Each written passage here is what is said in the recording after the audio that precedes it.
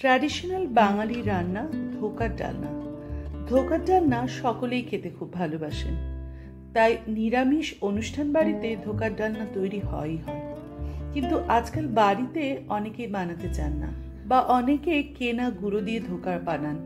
সত্যি বলছি, কেনা গুঁড়োর ধোকা কিন্তু অতটা সুস্বাদুও হয় না, আর অতটা খাওয়া বোধ হয় ঠিকও নয়, যেহেতু প্রিজারভেটিভ দেওয়া হয়। ফ্রেশ ডাল দিয়ে তৈরি ধোকা অবশ্যই একবার বানিয়ে দেখুন আমার পদ্ধতিতে। এতটাই সহজ বানানো যে একবার বানালে বারবার বানাবেন। একবার ট্রাই অবশ্যই করুন। নমস্কার বন্ধুরা, আমি অর্পিতা। আপনারা দেখছেন food and passion by Arpita. ধোকার ডালনা বানানোর জন্য আমি নিয়েছি 3 রকম ডাল। নিয়েছি হাফ কাপ করে ছোলার ডাল, মুগ ডাল ও মটর ডাল। ডালগুলোকে আমি ভালো করে ধুয়ে পরিষ্কার করে 4 ঘন্টা জলে ভিজিয়ে নিয়েছি। এবার ভেজানো ডালগুলোকে আমি একটা মিক্সির জারে ট্রান্সফার করে দিচ্ছি। তাতে নিয়েছি 2-3 ইঞ্চি আদা, প্রায় 5-6টা কাঁচা লঙ্কা, নিয়েছি 1 চামচ নুন ও হাফ চা চামচ হিং। সামান্য জল ব্যবহার করে একটা পেস্ট তৈরি করে নিচ্ছি। এই পেস্টটা কিন্তু একদম মসৃণ পেস্ট তৈরি করার দরকার নেই, একটু একটু ভাঙা ডাল থাকলেও কোনো অসুবিধা। একটা প্যানে আমি 1 টেবিল চামচ সর্ষের তেল গরম করে নিয়েছি।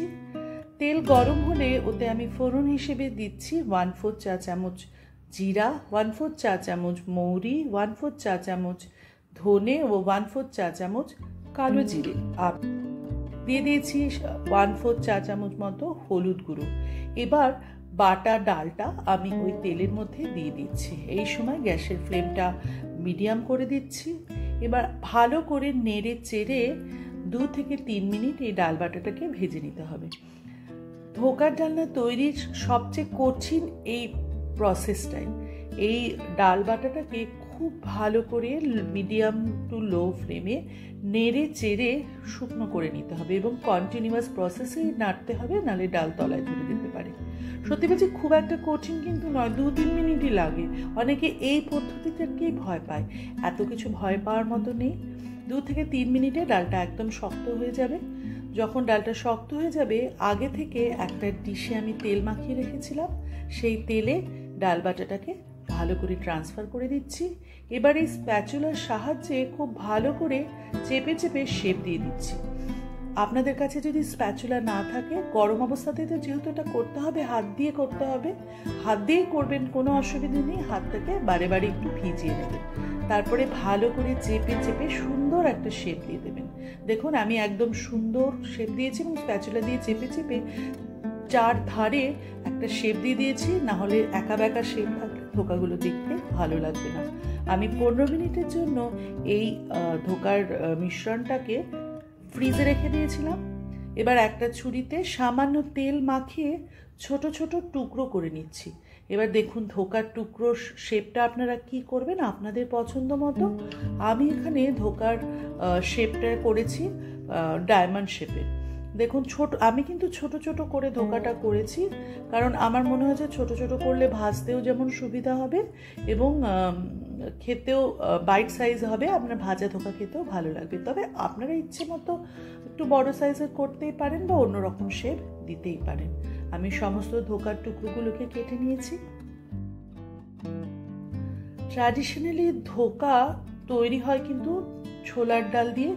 কোনো কোনো পরিবারে ছোলার ডালের সাথে মটর ডালও ব্যবহার করা হয়। আমি ছোলার ডাল, মটর ডালের সাথে সামান্য মুগ ডালও দিয়েছি।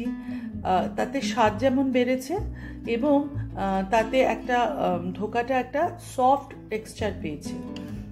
আপনারা চাইলে শুধু ছোলার ডাল, শুধু মটর ডাল, শুধু মুগ ডাল বা 3 রকম ডাল মিশিয়েও করতে পারেন। আমি দেখুন কড়াইতে বেশ অনেকটা সর্ষের তেল গরম করে নিয়েছি।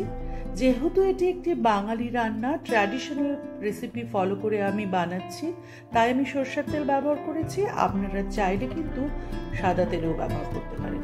সর্ষের তেল গরম করে আমি ব্যাচে ব্যাচে আমি ধোকাগুলোকে ভেজে নিচ্ছি। দেখুন, মিডিয়াম ফ্লেমে ভাজবেন সোনালি রং ধরা পর্যন্ত। হাই ফ্লেমে ভাজবেন না, তাহলে ভেতরটা কাঁচা থাকতে পারে। 2 থেকে 3 মিনিট লাগবে এক একটা ব্যাচের ধোকা ভাজতে। এক একটা ব্যাচের ধোকা আমি ভেজে নিয়েছি। দেখুন, ধোকাগুলো কিন্তু এখনই এত লোভনীয় লাগছে। ভাজা ধোকা খেতে কিন্তু বেশ লাগে। ভাজা ধোকা দিয়ে ভাতের পাতে ডালের সাথে খেতে ভালোই লাগে। একটা মশলা তৈরি করে নিচ্ছি। একটা বলে নিয়ে নিয়েছি 1/2 চা চামচ করে জিরার গুঁড়ো, শুকনো লঙ্কার গুঁড়ো, হলুদ গুঁড়ো নিয়ে নিয়েছি, 1 চা চামচ নুন ও 1 চা চামচ চিনি। সামান্য জল দিয়ে আমি মশলাটাকে গুলে নিচ্ছি। চিনি বা নুন আপনারা কিন্তু রান্নার সময়ও ব্যবহার করতে পারেন। আমি আমার সুবিধার্থে একসাথে মশলার সাথে গুলে নিলাম। একটা কড়াইতে 1 টেবিল চামচ মতো সর্ষের তেল গরম করে নিচ্ছি। এবার দেব ফোড়ন। ফোড়নে দিচ্ছি 2টো তেজপাতা, 2টো শুকনো লঙ্কা। 10-12 সেকেন্ডের মতো শুকনো লঙ্কা ও তেজপাতা ভেজে নিয়ে তাতে দিয়ে দিচ্ছি 1/4 চা চামচ মতো গোটা জিরে। গোটা জিরেও হালকা করে ভেজে নিয়ে তাতে দিয়ে দিচ্ছি 1/4 চা চামচের মতো হিং ও 1 টেবিল চামচ মতো আদা বাটা। আদা বাটার পরিবর্তে আপনি কোরানো আদাও ব্যবহার করতে পারেন। ভালো করে 2 থেকে 3 মিনিট লো ফ্লেমে ভেজে নিয়ে আমি আগে থেকে তৈরি করে রাখা মশলা এর মধ্যে দিয়ে দিচ্ছি।